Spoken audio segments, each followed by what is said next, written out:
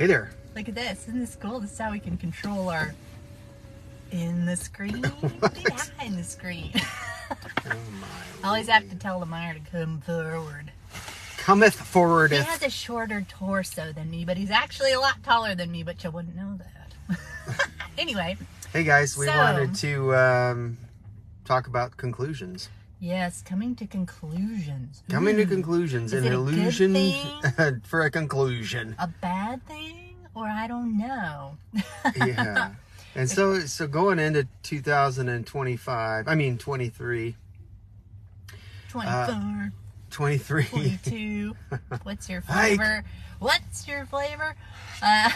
Yeah, we wanted to just share some thoughts on conclusions. And should we come to them? Because the definition of conclusions, you know what that is? It's judgments based on reasoning. Interesting. Sounds like the 3-letter word. E-G-O. Well, you think about it. When we come to conclusions, we like to, because we've resolved a matter in our minds. And we're like, okay, if I could just get it this way or fix it this way, especially men, we're Mr. Fix-Its a lot of times. And pulling back on that is super important, because when we do, we burst open the heart-centered nature of who we really are. See, conclusions are based out of the reasoning saying, I need to have my little box and my little end game here so that I can feel safe and secure. Yeah, the walls of security. The walls of security. And how many of you know God has kicked the walls out of some things right now? Yeah, things are dissipating. Things are collapsing. Yeah, we're not allowed to come to conclusions anymore. See, and it almost is like, you go back to just this whole drive for the last decade of, we need a revival again. We need a revival again. Well, that's coming, it's good intention, right? But are we pulling from a past ideal with what if God is wanting to bring something completely new and a different way, but we've come to a conclusion that it can only happen in the stadium route of revival, right? And God's doing this widespread global unearthing and rising and ascending awakening happening, and it might not fix your conclusion of what you thought it might look like. It's kind of like, back in Jesus' day, they had concluded the Savior was going to be coming, and the palace. So they were, looking for the palace, and then the whole slaughter of all the people, kind of like back in Moses' day too, of the children. They're trying to clear out the possibility of a king coming. But here he is, born in a manger where nobody's looking. But they had concluded, because even the wise men were coming, to Herod saying, we've seen the star. Where is the king? Where is this new king? And he's like, what? Yeah, and then riding in on a donkey. It's like, it's representative of the foolish things confound the wise. So the foolish, the childish things, the things that are playful, the things that are simple, the things that are heart-centered, that come out of the heart, they confound the intellect. They confound the things that men deem as wise. And when we kick conclusion to the curb, what we're saying is we're wide open for adventure and possibility and endless routes for God to come in and overshadow us with a blessing or an overtaking of something that conclusions could not come up with. Yeah. So we do that because we want a sense of security and safety. Right.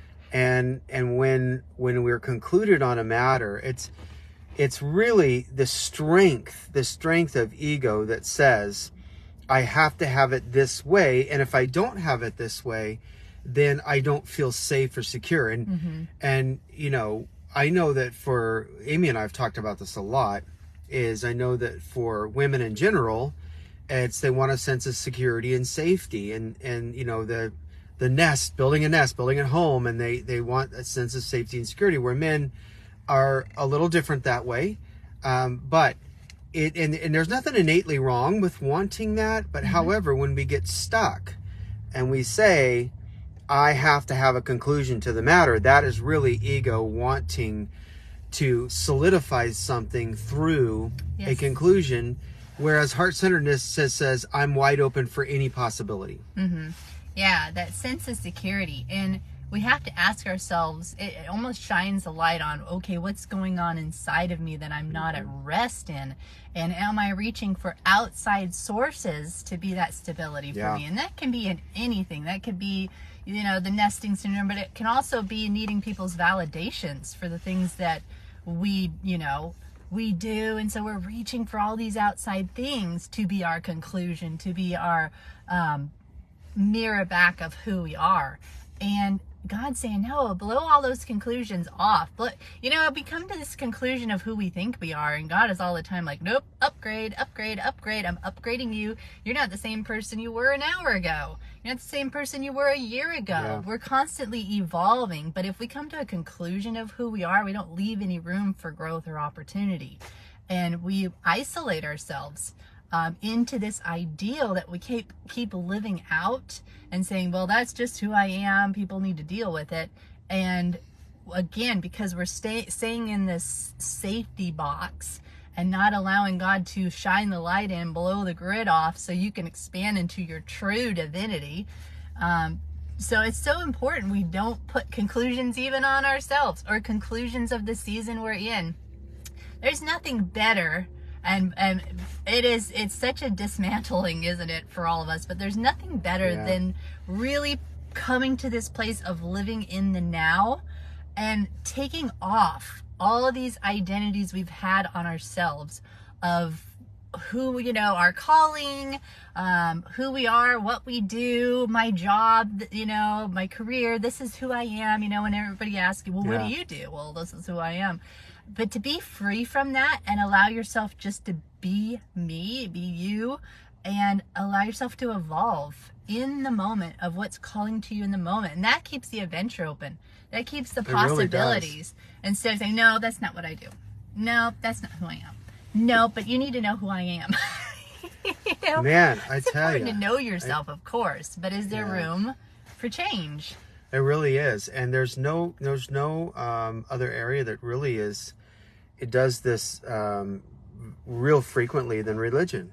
You know, when you look at it, there's doctrines and dogmas and man-made ideals in church world or in religion world that comes to conclusions and putting this box around the truth that they know, and then they camp on it and say, okay, it's this denomination, this is Baptist, or I'm Foursquare, or I'm Assembly of God, whatever, Catholic. And then we build this box around it of safety that says, okay, if I just get this doctrine right based upon what I know the scripture to be, then I'll have a sense of safety and security, and I can build my life around that, right?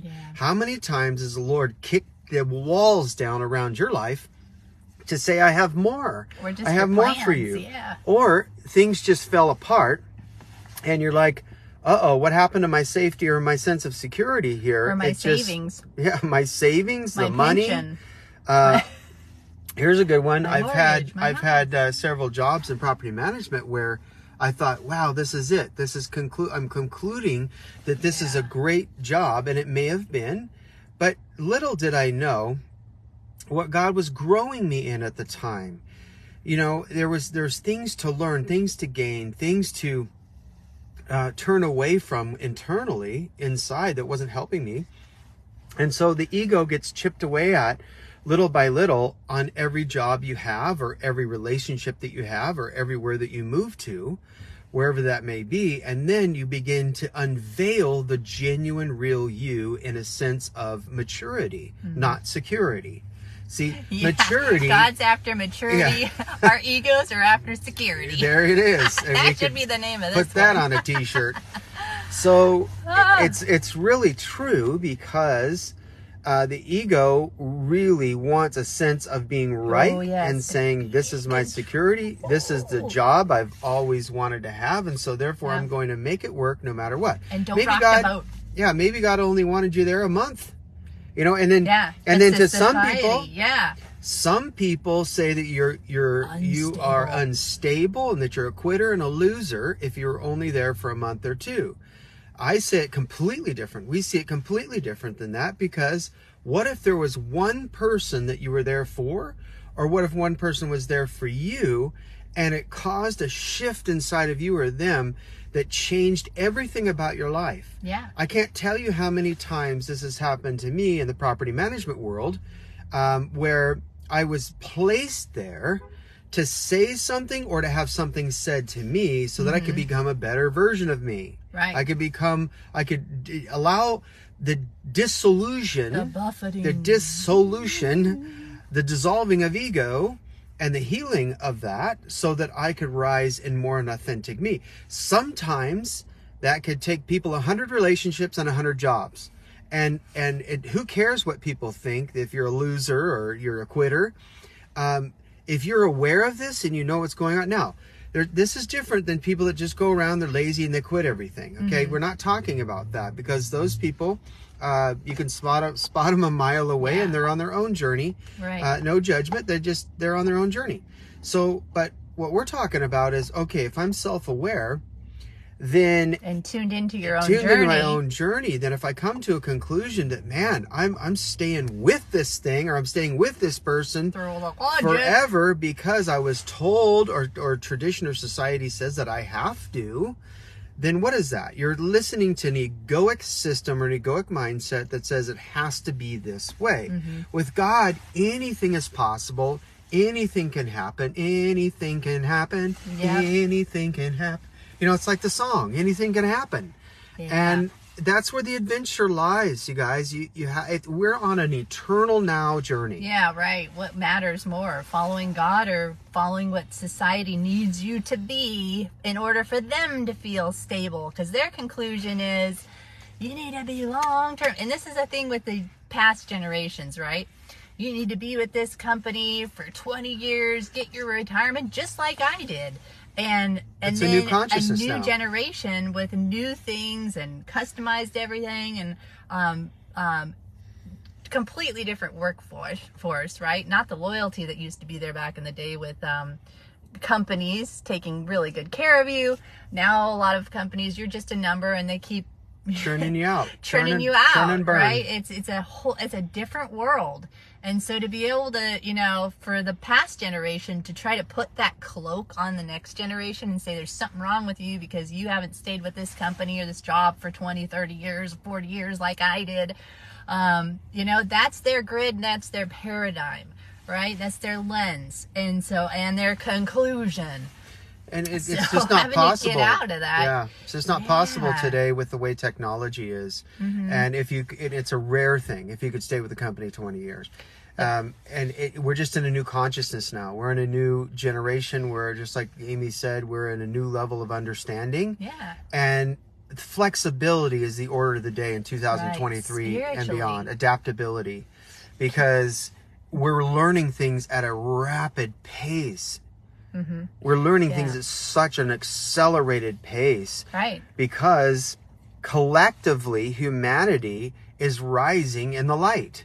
Collectively, there's no more this separation mindset that says us versus them. Yeah, That was we're always all in the boat, people. that We're was all in this boat. always in the minds of men that have a theology of right versus wrong. If you do wrong, we're going to ostracize you. If you do right, then we're going to praise you. That has always been in the minds of men. That's not God's theology. That's the doctrines of men. It's more, God is committed to us for eternity, and we are made of the substance of who He is. If you can just say that to yourself 100 times a day, like, I am made of the substance of God. Would God abandon me? No. And the thing is, I can just see somebody saying, well, you send yourself to hell. That's a whole nother subject. Okay. That's a whole nother subject. That'd take too long to talk about. Yeah. Stir in the pot, Johnny. What we're saying is that love is committed to us. And the more love is committed to humanity, the more humanity wants to come to the light. It's not the rejection of humanity that brings them to the light. No. It's the goodness of God that brings No more people to shaming. the light.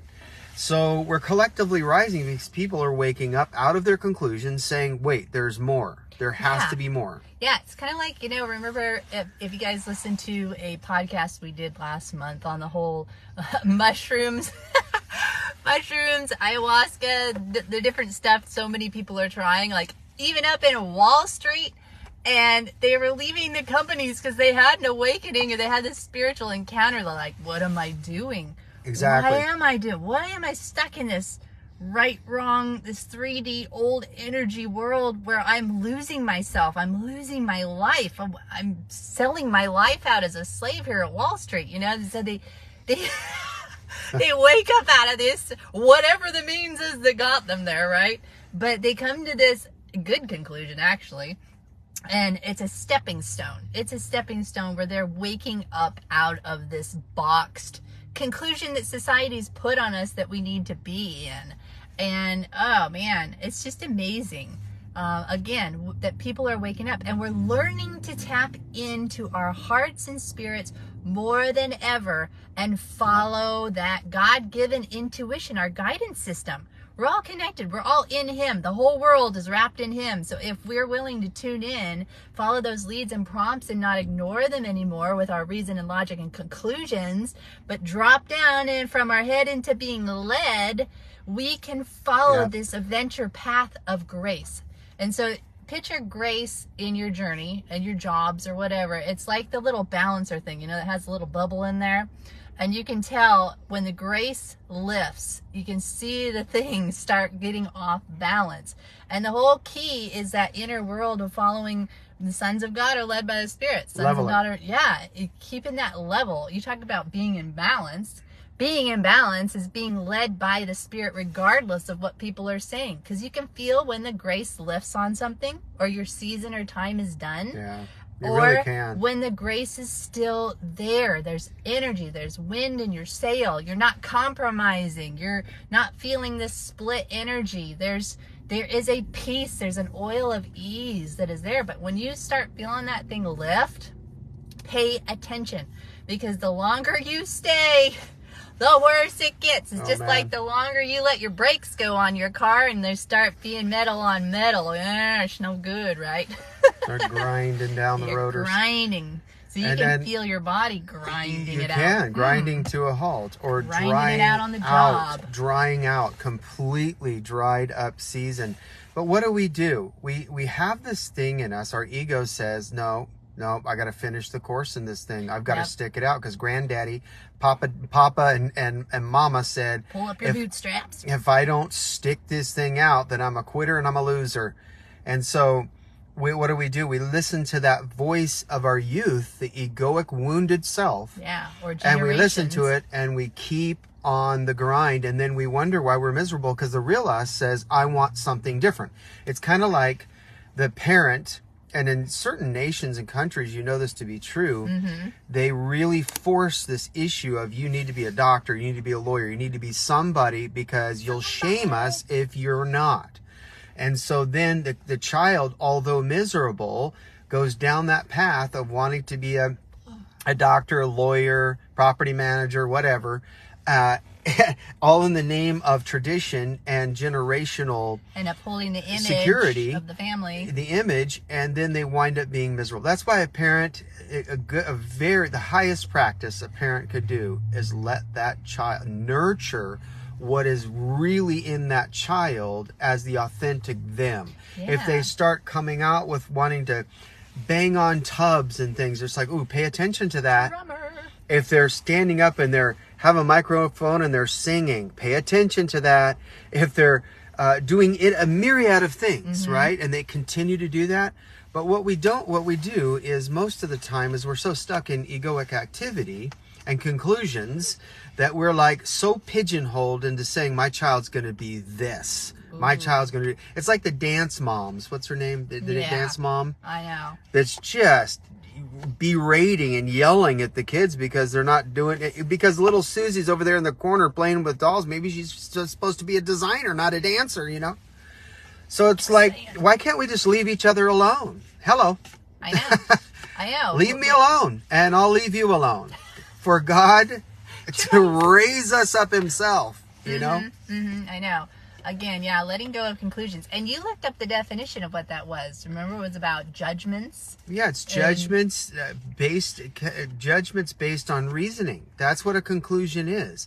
A judgment reasoning. Based on reasoning. Yeah. And so when we have a judgment, it's based on intellect. It's based on reasoning. What is that? The ego, from the neck up, the ego loves to play in those fields. Yeah. And so we've discovered along our journey that there is no such thing as a conclusion in the kingdom. No. There If isn't. you do, get ready for round the mountain you go again, and it's no fun. Here we go again, Tracy Martin. Here we go again. Stretching. Oh my gosh. Good to see you. I know for us, because we're like, okay, Lord, we don't care. We say yes. You know, acceleration is our middle name. Oh, Lord. I'm telling you, our lives, our journeys have been something else, because once we learn our lessons or what we need to learn, God's usually, we're like, okay, Lord, we're good. We're ready for the next. And it'll look crazy to other people because they're used to settling in and this is me, myself, and no more. Here we go. This is where I settle. And God has the hardest time working with them and getting them to unfold to a greater capacity because they've settled in, right? They've bought their house. Now they're in a mortgage. They really anchor themselves. And I know it's like, if you're willing to keep a fluid life, the sky is the limit with expansion with the Lord. And again, like with the job thing, just know, you're giving a service for the time you're there, but they don't own you. So it's a mutual agreement, right? They're serving you, you're serving them. It's acts of service together. And so to kind of remove this conclusion of loyalty, responsibility, all this kind of stuff, it's like, no, know yourself, know your journey, be willing. It's like, what's more important here, right? Who are you going to be standing in front of at the end of this thing, right? Exactly. Giving an account, God or your manager. Yeah. But God, my dad said that if I quit a job, I'm a loser. Right. And if I move out of this state or out of this city, if I, stop my college degree halfway because I'm dying, but... Yeah, that's a big one right there. How many parents have paid this exorbitant amount for college fees, right? Because they had a conclusion of what they wanted them to be. They paid $100,000 for tuition, but then the intuition told them to quit and do something else. You know what I'm saying? Yeah. Mic drop. So... do they get room? Are they allowed to follow their intuition, huh? Right? You have to start choosing and saying, I'm allowed to. I'm allowed to. God will make up the difference on this and help me out. But what's more important, right, you guys, is following what's in your heart. The Lord told me, just as a reminder, a couple weeks ago, he said, when you follow your heart, that's the easiest thing because there's no split energy. When you're in your mind, that is when there's double-mindedness, right? You got the left and right brain arguing and fighting, reason and logic, creativity and flow, the ego, the spirit. And so you get in this ping pong act where if we drop down out of our head into being led in our heart, the clarity and the path is there. It is. It's just we've got to be willing to acknowledge that and say we are allowed to follow the path of our hearts. Yeah, another that's such a good point. Another thing that we do for conclusions is in relationships, right? We think we have friends for life and we're going to do everything we can to keep a friendship for life or a spouse or a mate, because one scripture says God hates divorce. And it's not even what people think. Right. He divorced Israel. You guys know that? He divorced Israel the Old Testament. and then remarried him. How about that? Divorce and remarriage. Hello. So when we're looking at a conclusion and saying, I've got to stay married because my pastor's going to look down on me or I'm in trouble with God. Or it's my image and my ego. Or it's my image and my ego. Stay loyal no matter what. Yeah, a lot of things. When, in fact, that person has been had infidelity or they've cheated or they're running around doing crazy stuff, right? And then you're expected to be the good little wife. You're expected to be the good husband and hang out with that person and concluded the matter in your heart that somehow somewhere along the line, that if you leave this person, you're going to fry in hell and be a tostada, a burnt one at that. Ooh. It's like, wait a minute here. Wait a minute. Hold on. Well, this is a temporary existence in an eternal now world. Yeah. And so our shell, the house called the flesh and bone, this meat sack, is temporal in an eternal now moment. So what is God saying in the eternal now for you to grow in? That growth could be a relationship for 1 year. Mm-hmm. And or then it's 10 over. years. Or it could be 10 years or 20 years or 30 years. That's Can okay. you let it go? Ooh. Yeah. Can you let it go when it's time to go? Can you let right? your ego go because of what That's it's going it. to look like to people? Because the bottom line is God desires peace above all things. He doesn't want you to stay in abuse, whether it's physical, mental, emotional, or where somebody's distant, right? What are they? Emotionally unavailable. So, in God's book, if you're really made to be together, you're connected at all three levels, spirit, soul, and body, right? Your marriage may look good on paper, but you need to take it before God and really ask his honest opinion on some of this stuff. Some people got together that, wasn't it was God's. ego. Yeah, it was ego or needs being met. You know what I mean? So, we just got to take everything personally to God and not go by anybody else's conclusions, Yeah. Yeah, and really the ego is a powerful, powerful thing, as much as we've conditioned it to be. And the thing is that we have a hard time distinguishing between our mind and our heart sometimes, because it's been so conditioned to believe a certain way, off of 2 or 3 scriptures or some 2 or 3 sentences of truth that somebody said that we look up to. This is why discernment in your own individual journey is so important, you guys. So important. And relationship with God. Cultivating that every single day. And then you'll have the discernment. Amy and I have stayed married 22 years, and it's still fresh. Yeah. It's still fresh. We get excited about each other every day. We do. And tell each other we love each other all day long, We 22 do. years in. 22 years. And why is that? Because we know that we have individual journeys, but we also have a journey together that says, I care about not coming to a conclusion, because if I know I do, then I'm looking for a sense of self-preservation for myself, and then it's going to wind up in an argument at some point.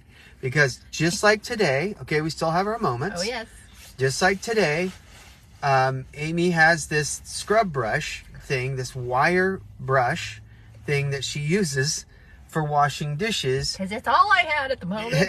And I'm like, this thing doesn't work, And it's like, what? It doesn't work for us, or it doesn't work for you? And I'm like, it doesn't work for me. So there I am going into my self-preservation mode, saying I want a certain scrub brush. So then I pulled one out of the cabinet, and she goes, I use that on my body. It's a little scrub brush, what little, bamboo thing. It's like a body brush, body those brush. things. Because I've used that on my body. I'm like, okay, fine. I'll use your little wire thing, but I'm going to get a new brush. Okay?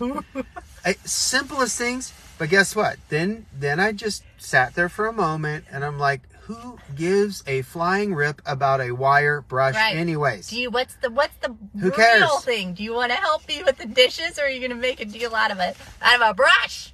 I mean, you're talking about preferences here. What's the higher preference? Exactly. I mean, just, some things we can just drop. They don't matter, right? It's just childish things that the ego wants its own way.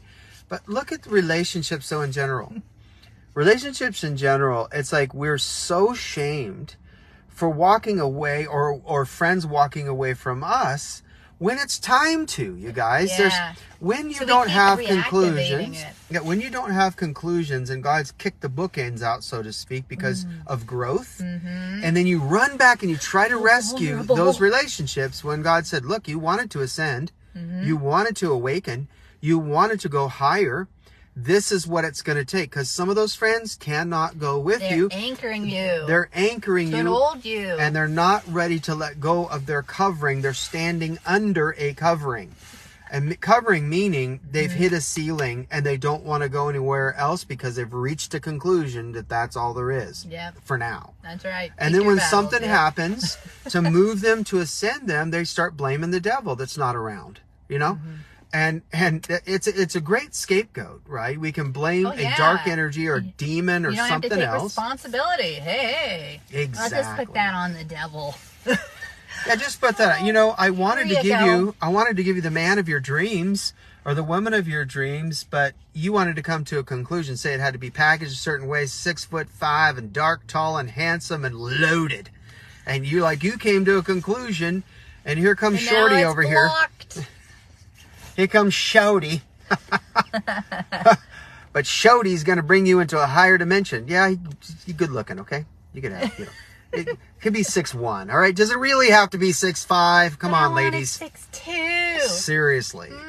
And if he's not dark skinned, just let him get a tan. Send him to Maui. You know what I'm saying? Yes, there you go. But, conclusions. Why do we come to conclusions? I'm telling you, we box ourselves in. You come to conclusions, it's like you're setting yourself up for the false expectations, and then you just go through this spiral of hope deferred and disappointed, and it's just our ego. It really is. I mean, have you guys, we've all experienced this. Just the best thing we can say is, I don't know. I don't know. It's so good to say I don't know. Out of the boxing ring, because if you don't have a component to fight with of the right versus right, then the game over. I don't know, but this is what's working for me right now.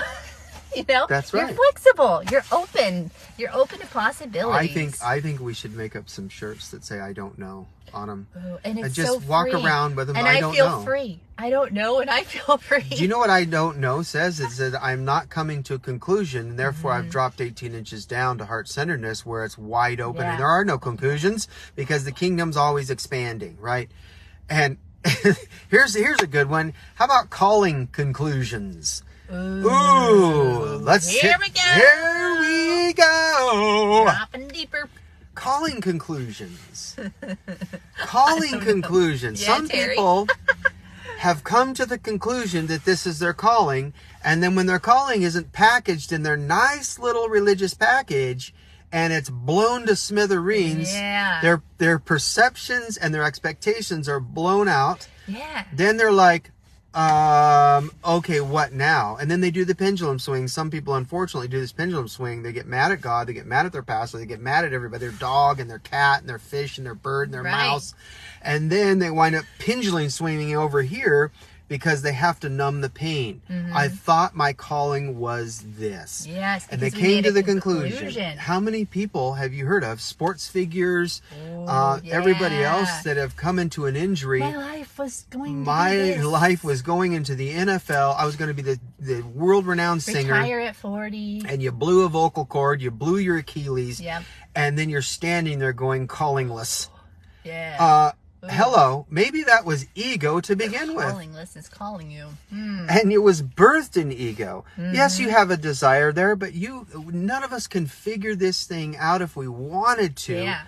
So many people have risen out of the ashes and they say, I finally see it now. I have a whole nother calling that I never thought possible. Yes. Again, we're pigeonholing ourselves into one conclusion of a calling when all of us have been gifted with gift clusters. Callings. Gift clusters. What's calling to you now? And exactly, right? What's calling to you moment by moment? That is, the sky's the limit.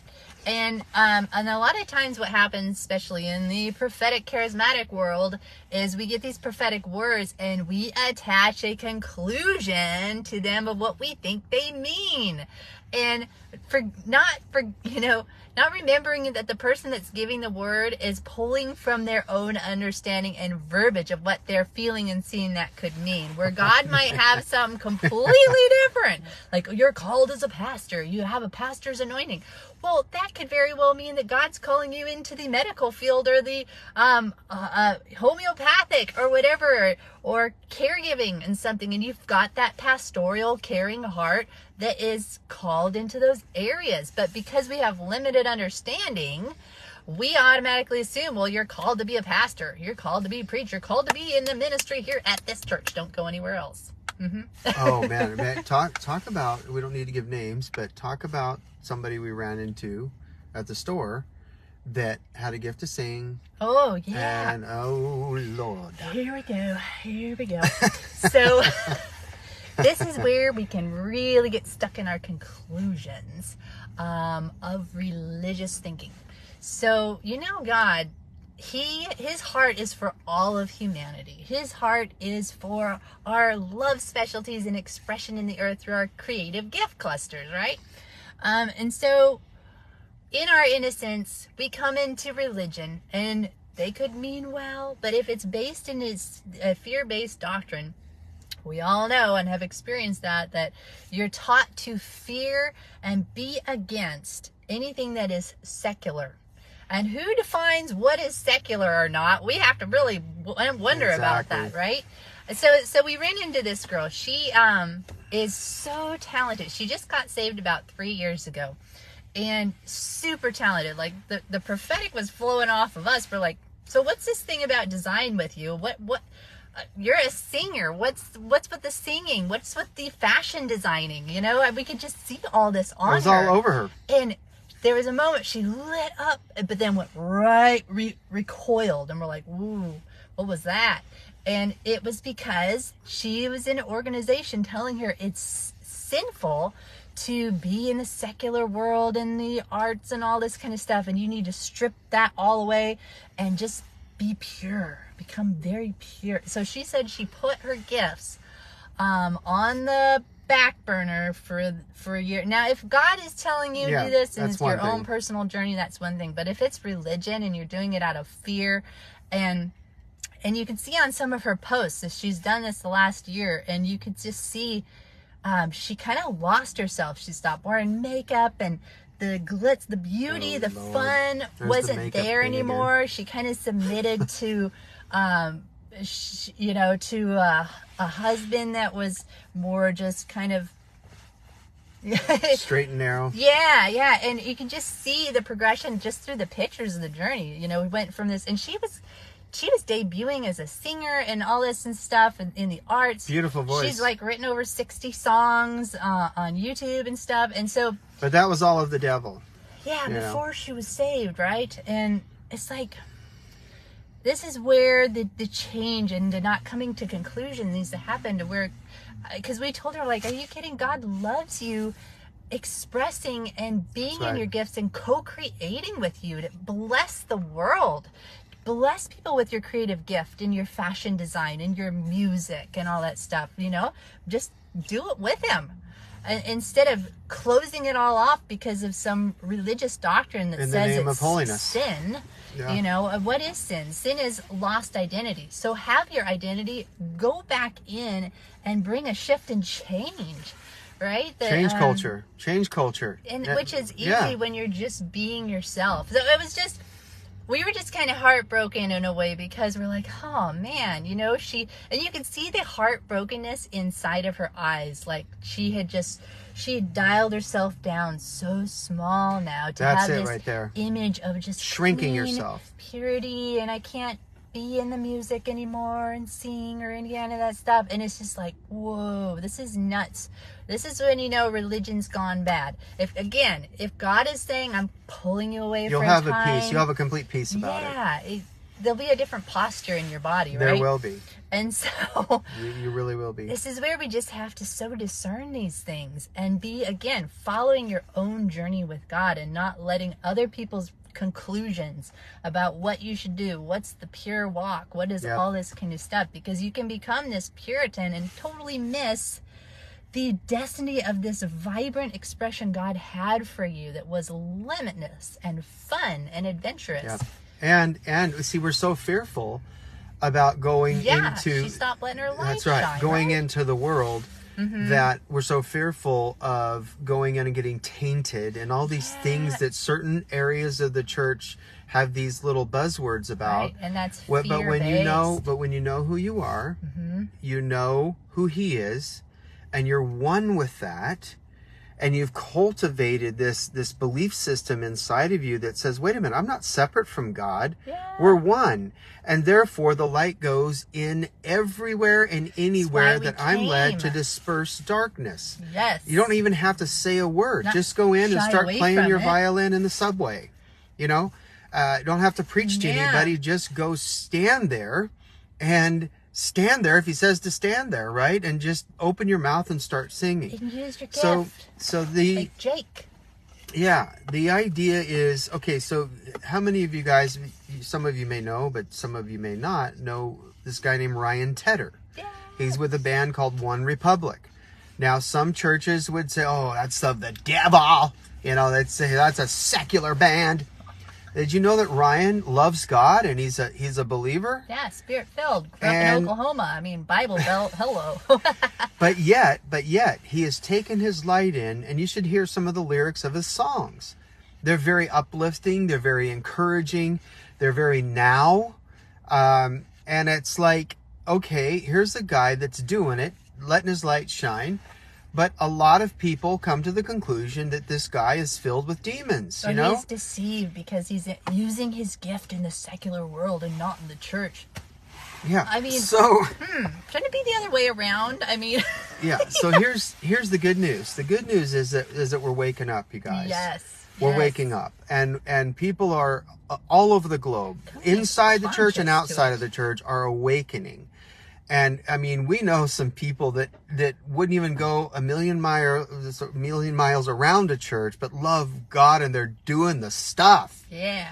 And you know, someone would call them a rebel, a lone ranger, not accountable, all of those things. But they're doing the stuff, and they're leading people to Christ.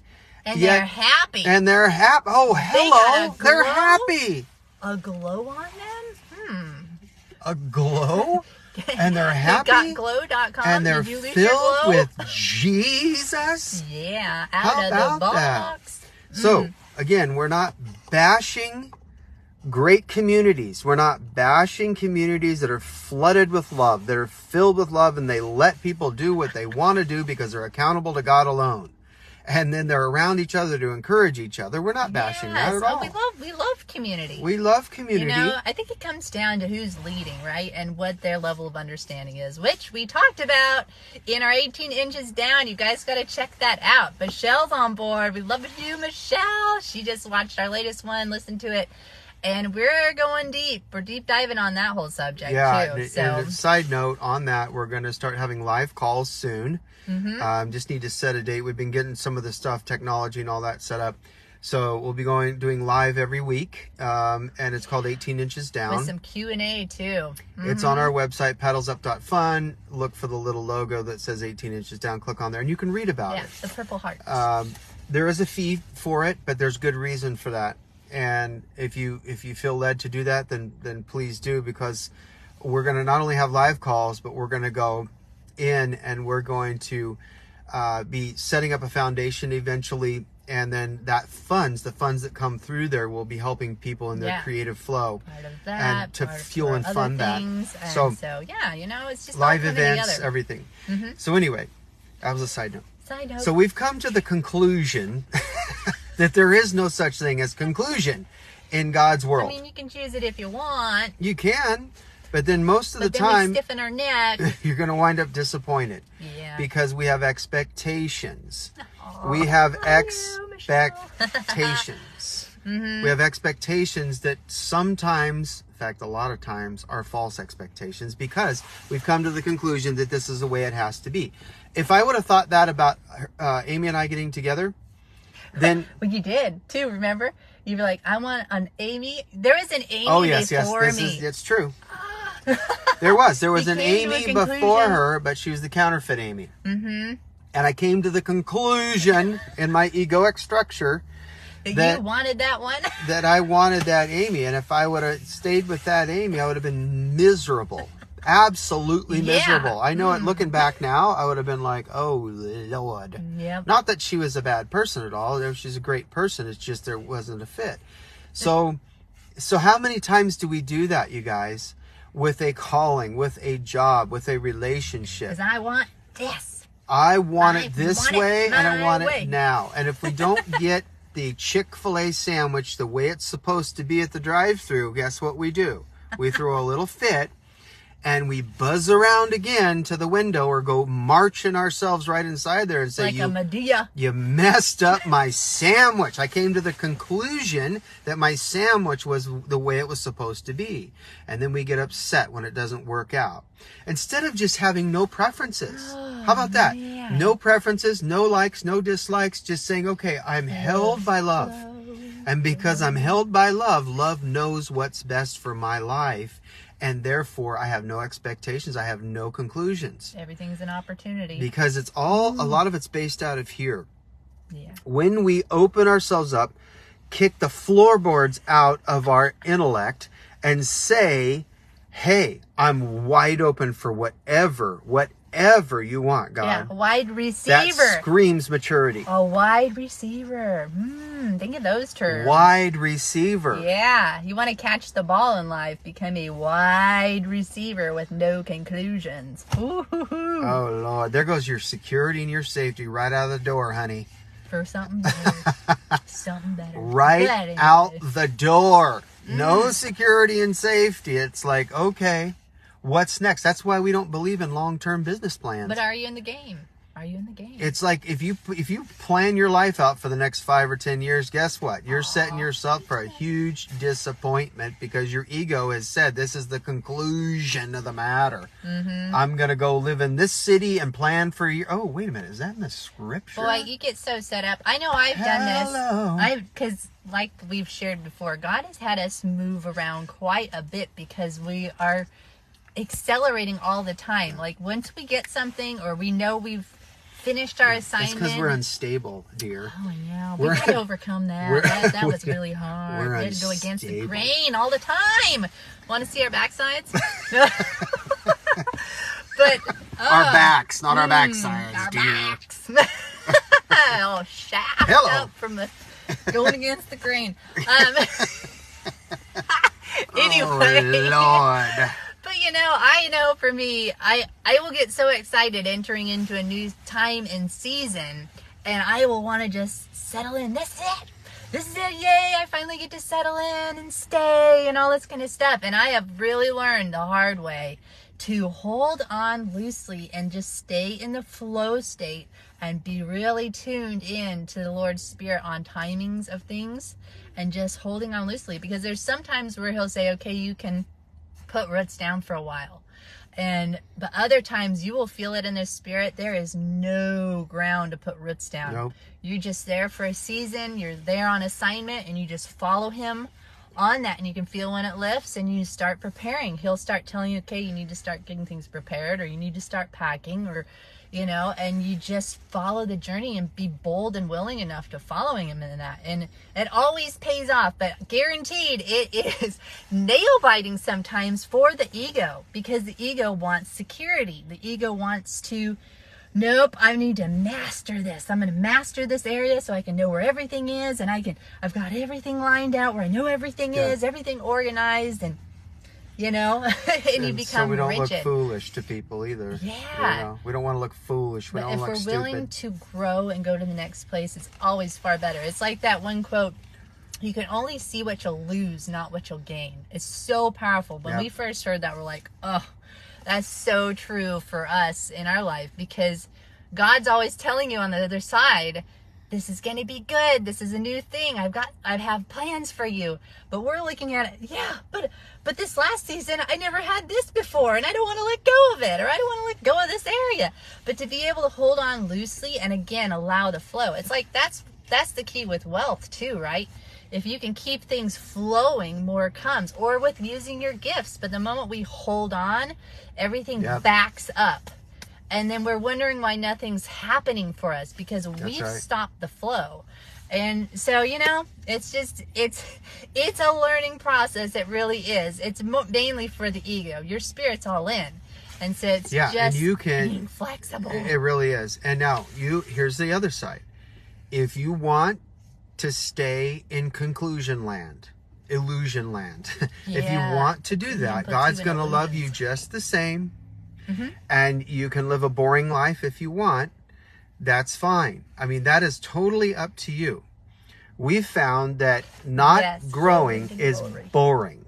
not expanding is boring. Because what are we here for? We didn't come here just to have our little piece on the, plot of earth and call it good. You're infinite being of divinity here. You're made for it's influence. It could be big, but it could be small. It's all dialed down to your personal journey and walk with That's God. Because right. He may have you in a place for a long time. He Only may. you know that. Only you know that. But if you're resisting and for years He's been telling you to make that shift Yep. or that move, but you've been resisting because you're comfortable, the longer you wait, the harder it is. Here comes or you're waiting for so many signs that you've gotten for years and not acting upon them. Here comes the shakeup. Here comes the shakeup. Everything that can be shaken will be shaken, so that what? So that what can remain? Right. The real authentic you, the foundation of love that you've been created by, will remain. Yeah. And that which remains is fluid, guys. It's fluid. It's shapeable. It's like Bruce Lee said, become like water. Yeah. Why? Because water is shapeable and movable wherever the wind of God takes it. That is not flaky. That is not being unstable. It's not being not responsible. It's being very responsible. Because after all, we're only in this meat sack for 70, 80, 90 years, right? And we're living in the eternal now. So who are we to say... Are you living is the question. Who are we to say that God cannot blow our conclusions to smithereens if He wants to, right? It's when we hold on tightly, things break. Yeah. We hold on tightly like, I cannot lose this person. I cannot lose this job. I cannot lose this calling, because if I do, then my dreams are blown, and what's the point of living?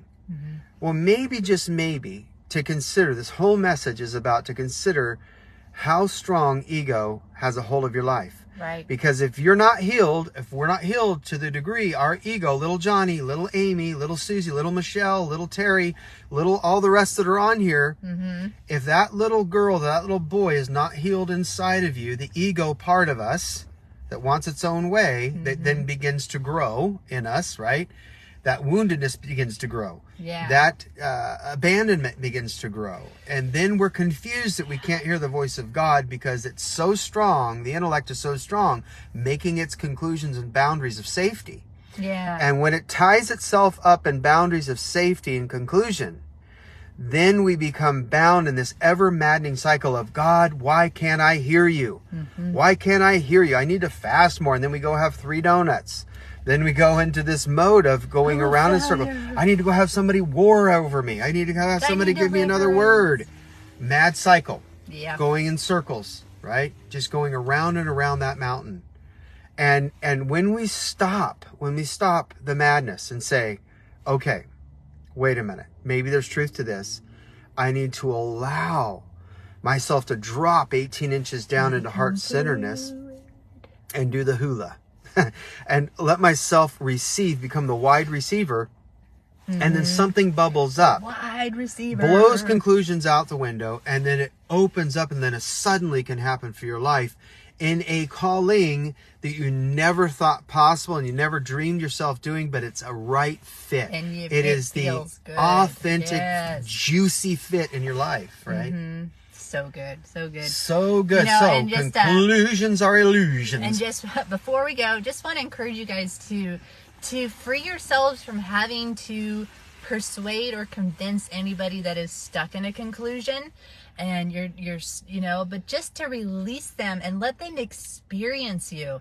Like, let them just watch your life, how much fun and freedom you're having by not having to be in conclusions. That alone will speak to them, and they'll start questioning themselves. Why am I being so rigid and stuck in my own box of conclusions around beliefs, around anything? Yeah. So free yourself from having to try to intellectually convince them or show them where they might be wrong or anything. Free yourself. You don't have to. God will do it. Your life will be that contrast for them to speak loud and clear. So, set yourself free. All right. I think that's probably enough for now, right? Is that enough, you guys? All right. We'll pick it up again next week, and then we'll always be dropping some bombs into 18 inches down. Yes. into Look that forward to you guys area, coming. family members. And here's another reason why we're forming this group, this community called 8-10 Inches Down, is because, you know, when people are together in like-mindedness, then you kind of weed out the others that are just want to say negative, nasty things and or just want to argue with you. We're done with the arguing. We're done with arguing. We're just, there's no good in it. We can't even have an honest discussion anymore in this world. So we want to just draw like hearts, like minds that are hungry for truth. That are hungry for truth. And the money that is that charged each month on that is going to go into very good things. Okay, it's not just to go out and blow it on stuff. No, we have plans for that, and we just thank you for. If you want to check it out, go ahead. It's on our site, pedalsup.fun. Yeah. But anyway, thanks so much for chiming in, guys. It's always a pleasure. We love all of you. Sending lots of love and hugs and blessings over your week. Have fun being a wide receiver. That's right. All right. Take care, you guys. Bye. Thanks Bye-bye. again for your comments, too. We've been watching them. Love you guys. Talk to you later. Bye.